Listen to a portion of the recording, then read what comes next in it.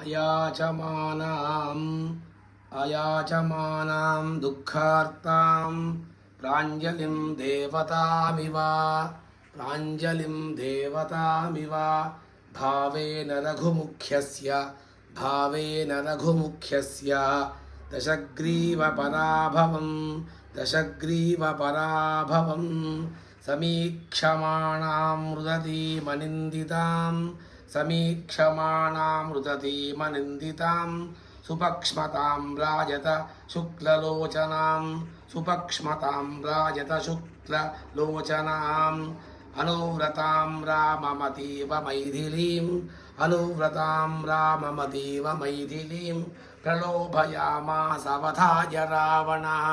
प्रलोभयामासवधाय रावणः इत्यार्षे श्रीमद् रामायणे वाल्मीकीये आदिकाव्ये सुन्दरकाण्डे 19 सर्गः।